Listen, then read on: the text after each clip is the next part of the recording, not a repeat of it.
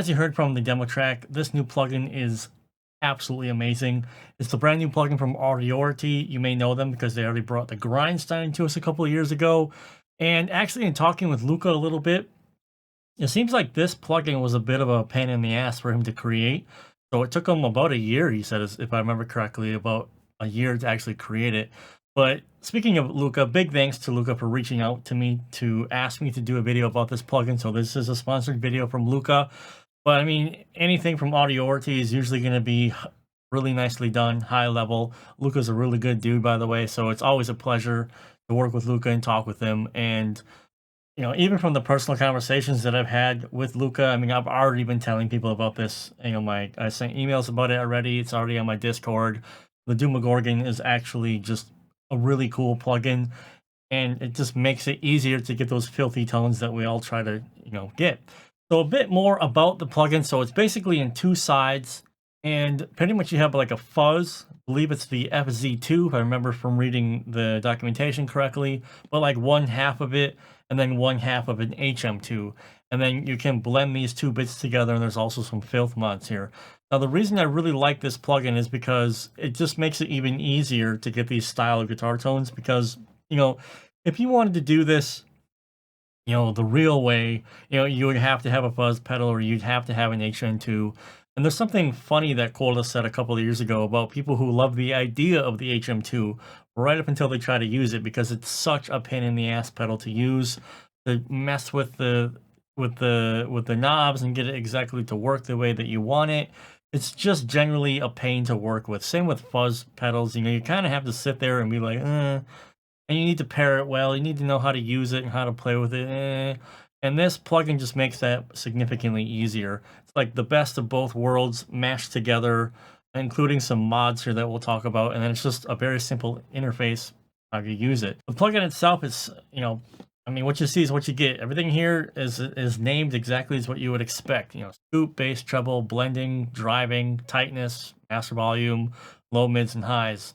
And I really like this because it kind of takes the naming and the functionality of the plugin and makes it musical. So if you're playing some more death metal riffs and you're like, it's just like it's a little bit too loose or flubby, well, just come to the tight knob here and increase the tightness. And you're adjusting the tones or the knobs of what you want to get musically. They're named as they are. They do what they say. Very easy to use. Very simple to understand. Now, the two other mods that we have down here, we have the Filth mod, which doubles the distortion and does a bit more of a scoop. And then we have the Rat mod, which takes it from more of a clean overdrive, if you want to call it that, from the HM2, and does more of like a clipping style distortion. I mean, honestly, I really don't care the technical details of this. I mean, I'm not a programmer. I don't care. Basically, how I recommend you to do this, just turn them on and turn them off. If you like how it sounds with it on or off, then select that one. Just know, like, with the Filth mod, there's a little bit more distortion, a little bit more of a scoop. With the Rat mod, it changes the character of the distortion. Does that matter to you? I don't know. Maybe it will, maybe it won't. But that's about as simple as possible as I can explain it. Just, use your ear to see how the distortion sounds best for you when you're setting up the guitar tone. And I mean, that's literally it. It's such a simple plugin. The knobs do what they say, and it's from Audiority, so it's priced very fairly. I mean, I would almost be willing to say he should increase the price of this plugin, even when it's not on sale, just because of how much faster it'll be for you to create something musical and interesting that's filthy and nasty and chainsaw. Saving time is something I'm willing, to spend money for, right? So it's really affordable right now, and if you already are a customer at Audiority, you even get a loyalty discount. So it's like the price of a pizza, even less, I think, if you have a loyalty discount. So it's a no-brainer purchase for me. I'm just going to tell you straight out right now before the end of the video. Yeah, it's worth it. Worth every penny. Click on the link below. Go buy it. Let's go through the session here. I know you guys are going to ask me about this, so I'll just go ahead and get it out of the way straight away.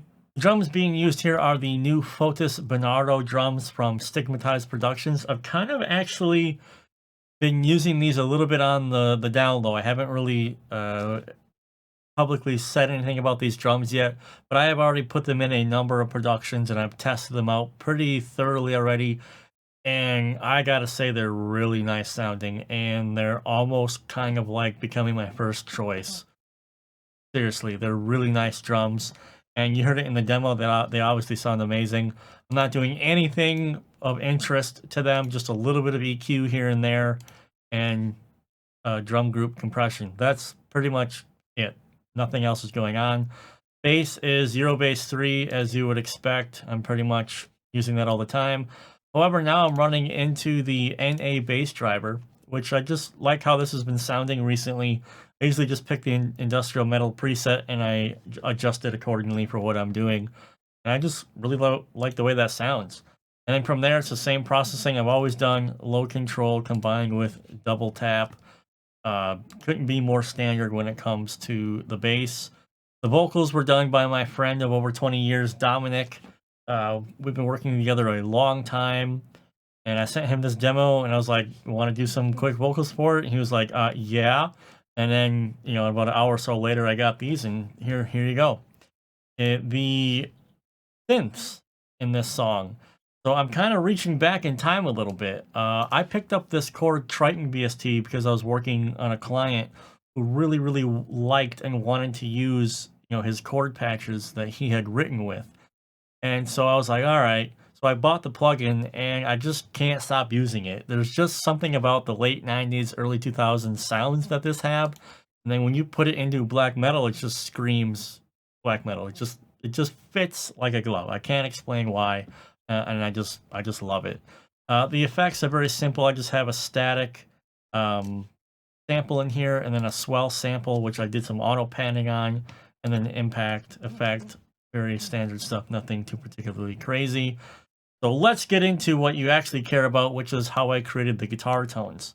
So I have double tracked them. So what I wanted to do is I wanted to use the Doomagorgon to create just something filthy and nasty with a lot of unique character.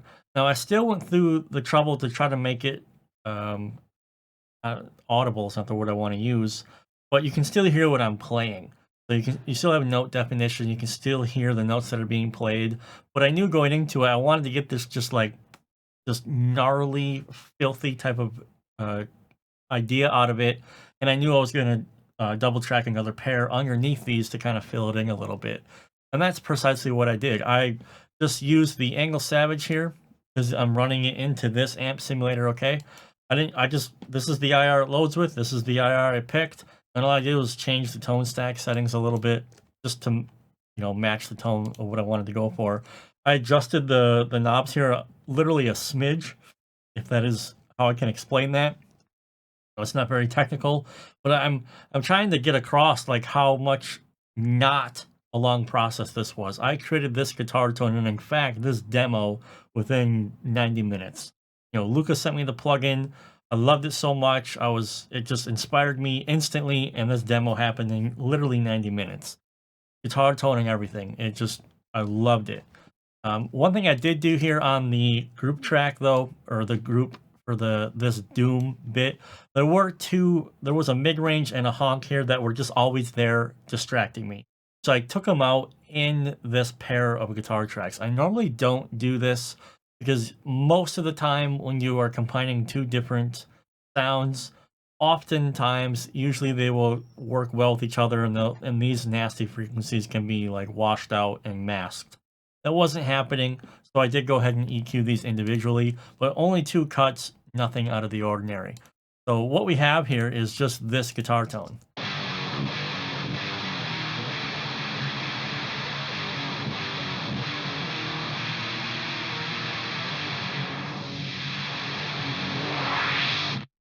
And that I forgot to mention that there is a EQ sweep that's happening on the guitars here.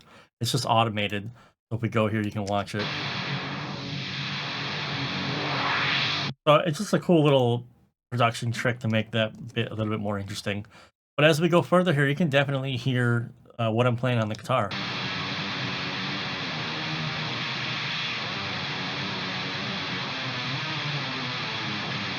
So there's no definition, no clarity. You can absolutely make out what I'm playing on the guitar. It's not just like this wall of noise. It's just actual nastiness. It's musical, and it's very easy to use. I'm telling you guys, it took me maybe 5 minutes to put that tone together. It was so simple. It shocked myself. Now, there's a couple things I want to point out here. couple of tips that are important to know. When you're trying to create these kind of guitar tones and you want to get like these octave, nasty, filthy attributes out of it, like here, you want to use big chords. So big chords with lots of strings. On the back half of the song, I'm doing like stacked power chords here.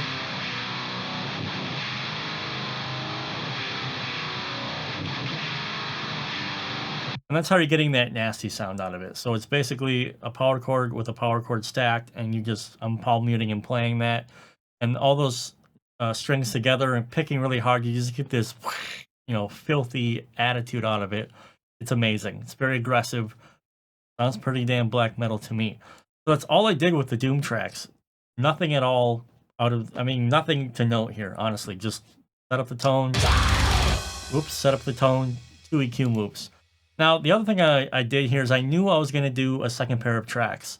And the second pair of tracks is not necessarily to override the Doomagorgon. It's mostly to fill spaces. So this tone sounds awesome on its own, right?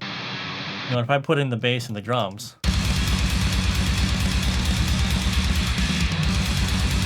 I mean, that's nasty. That's awesome. But I want to have some more mid-range and just a little bit more note clarity with the attack. So what I did was, I was like, hey, this is a video for Audiority. I haven't used Solidus in a while, so let's bring up Solidus. So this is what I did. It's very important to understand this. So I recorded the tracks, obviously, but what I did was, I loaded this up, I pressed play, so I was listening to the Doom guitar tone when I did this. I went to the cab, and I just found an IR that worked in combination. It didn't step on top of the guitar tone. It didn't alter the anything else of the tonal quality of the Doomagorgon. It just like sit well in between. It like filled up the spaces. So with the Doomagorgon track playing, I selected the IR. Then I went back and I was like, yeah, no, we need a bit more out of here. And so I just picked the TS9, cranked the gain, and then I went to the amp. And then the same exact thing I did here. I set the tone stack while listening to the Doomagorgon track. That's it. So the whole point of the second pair of tracks is not to walk on top of the Doomagorgon. It's to fill in the cracks, make it a bit more meaty, a bit more percussive. Even though we have the super filthy and aggressive Doomagorgon tone, it still needs something in the mid-range that has, the mid-range bite that helps notes poke through the mix a little bit. So I came up with this particular tone.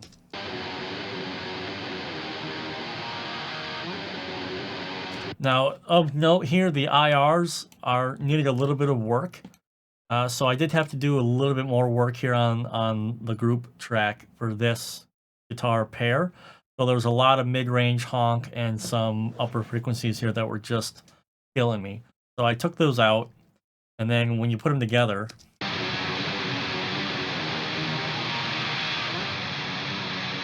so listen to the Doom track, take note of all the character it has, and then listen to what happens when the Solidus comes in.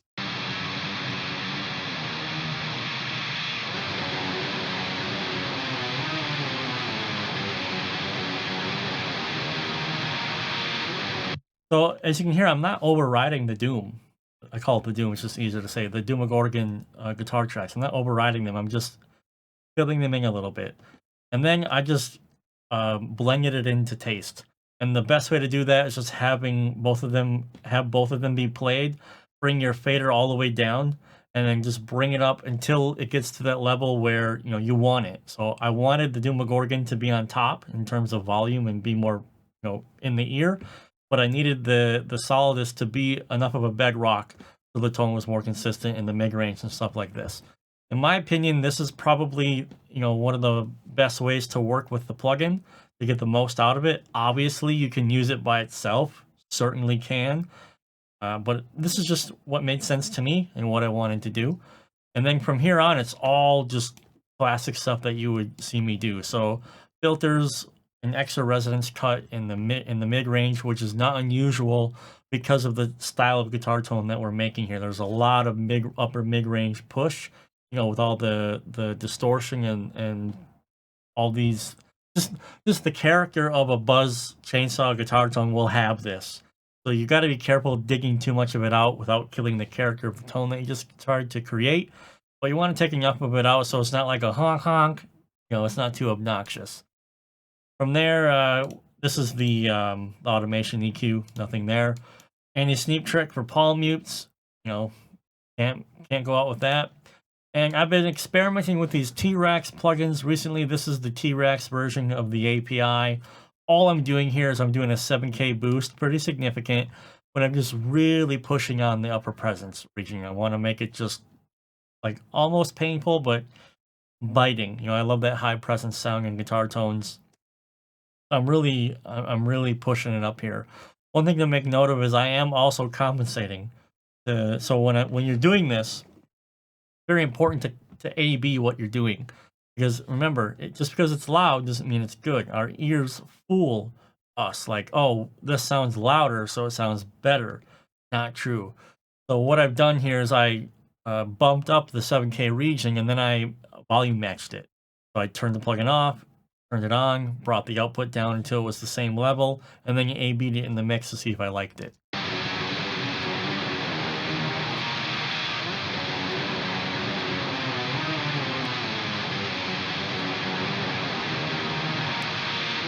So not a huge difference. It sounds a bit more clear here, but it's just because I'm bringing up that 7K a little bit.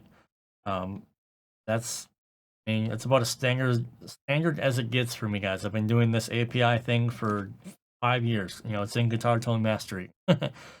And actually, speaking of Guitar Tone Mastery, everything I've done here, I've taught in Guitar Tone Mastery for years. Coaching clients, Guitar Tone Mastery, the Guitar Tone Workshop.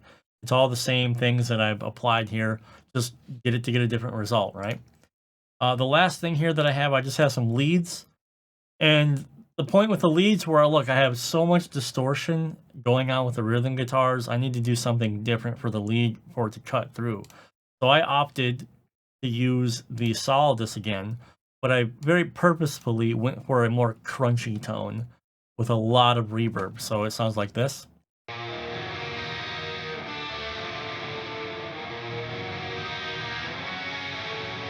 So not a ton of gain at all, but it sits with the rhythm guitars nice.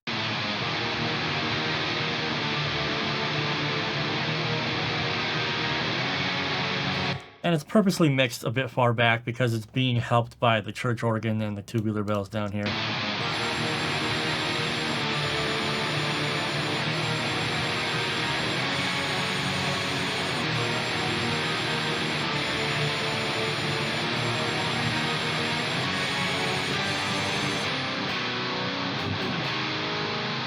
Yeah, it's just, I love this plugin. It was very easy to use, instantly inspirational for me.